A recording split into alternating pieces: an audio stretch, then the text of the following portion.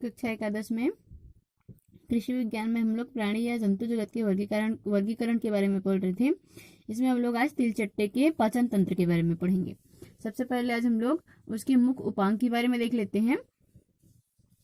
उसके जो मुख्य उपांग है उसको विभिन्न भागों में विभाजित किया गया है, जिससे हम लोग को समझने में आसानी हो सके। सबसे पहले है लेब्रम वाला भाग। इस तरह से यह है लेब्रम। यह जो लेब्रम होता है यह सिर के तीसरे खंड में उपस्थित, इसी तरह जो तीसरा खंड है उसके उपांग में, और इस तरह से यह आयताकार संरचना लिए हुए उपस्थित होता है। यह जो लेब्रम होता है वह नीचे की ओर जो क्लाइपियस होता है उसके निचले सिरे से यह जुड़ा हुआ रहता है। और यह जो होता है क्लाइपियस, उसका एक क्लाइपियस के पास जब यह के निचले सिरे से जब जुड़ता है वहां पर एक संगम पर एक छोटा सा गठक बनता है जिसको बोला जाता है टार्मा। उसके बाद है इसके अंदर जो होती ये जो लेब्रम होता है इसके अंदर जो है वो दांतेदार भाग जो है वो इस अंदर वाले जो दांतेदार भाग होते हैं इस लेब्रम से ढके हुए रहते हैं। ये हो गया लेब्रम वाला भाग। दूसरे नंबर पर आता है मैंडिबल्स। ये है मैंडिबल्स।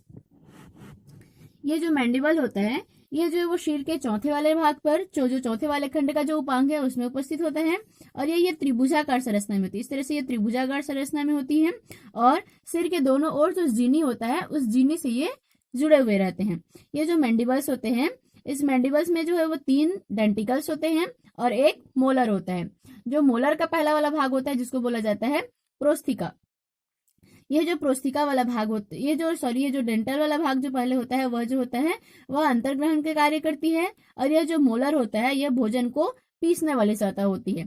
मतलब ये जो मैंडिबल्स होता है वो अंतर्ग्रहण करते हैं, और यह जो प्रोस्थिका वाली भाग होती है या फिर ये जो मोलर वाला भाग होता है यह मोलर जो होता है वह उसको पीसने का कार्य करता है। उसके बाद है ये जो प्रोस्थिका होती है ये जो मैंडिबल्स होता है यह पेशियों की क्रिया के कारण यह दाईं ओर और बाईं ओर दोनों ओर गति करता है। हो गया मैंडिबल्स वाला भाग। तीसरे नंबर पर आता है मैक्सिली का प्रथम जोड़ा। यह है मैक्सिलरी का, यह है मैक्सिली।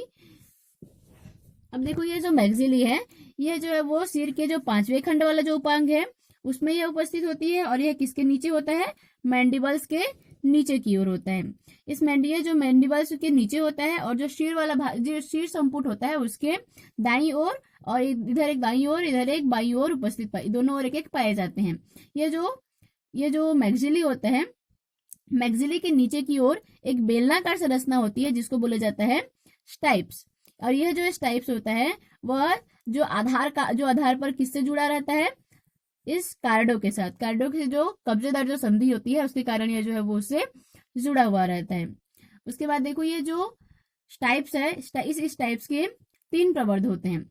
एक होता है लैशिनिया, गैलिया, और तीसरा होता है एक जो होता है वो मैक्सिलरी पैल्प।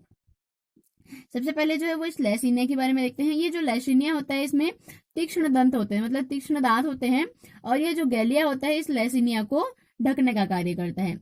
और जो तीसरा नंबर पर आता है जो मैक्सिलरी पैल्प होता है यह जो वो 5वें खंड में उपस्थित होते हैं, और यह जो वो स्वभाव से क्या होते हैं संवेदी होते हैं। ये जो मैक्सिलरी पैल्प होता है वो संवेदी होता है, और किससे जुड़ा रहता है इस पैल्पी फर से वह जुड़ा हुआ रहता है।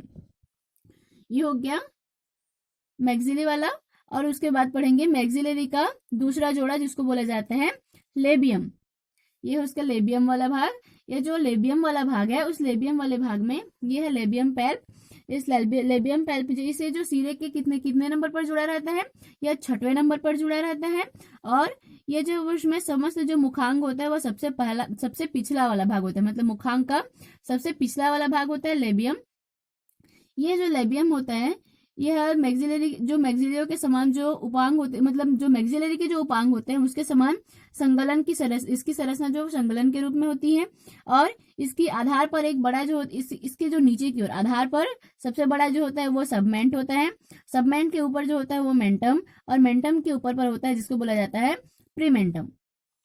ये जो प्रीमेंटम होता है यह प्रीमेंटम जो होता है वह युग्मित होकर ग्लोशा और जो पैराग्लोशा है उससे मिलकर क्या बनाते हैं लिग्योशा का निर्माण करते हैं।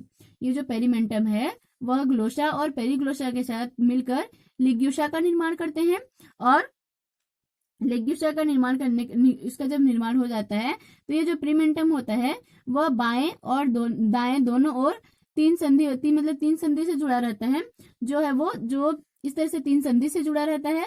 इसका जो संधि जहां पर जुड़ता है उसको बोला जाता है पेल्पिजर। उसके बाद आता है ये होता है हाइपोफेरिंग्स। ये जो हाइपोफेरिंग्स होता है वह जो मैक्सिली है, ये जो मैक्सिली है, इस मैक्सिली के बीच और जो मुख गुहिका होती है उसके अंदर की ओर लेबियम के ऊपर की ओर, यह जो है वो कहा लेबियम के ऊपर यह हाइपोफेरिंग्स जो है वो उपस्थित होता है। ये जो है वो क्या का निर्माण करती है, ये जो हाइपोफेरिंग्स है वो जीविया मतलब जीव का निर्माण करती है। और लार वाहिनी, ये जो है वो लार वाहिनी वाली जो छिद्र होती है इससे यह हाइपोफेरिंग्स जो है वो जुड़ा हुआ रहता है। उसके बाद होता है मुख गुहिका। ये जो मुख गुहिका होती है यह छोटा सा छिद्र होता है, अवकाश होता है, जो मुख उपांग द्वारा जो है वो मुखांग द्वारा है वह घिरा हुआ रहता है। और मुख गुहिका जो है वो क्या कहलाता है, मुख गुहिका माउथ कैविटी कहलाता है।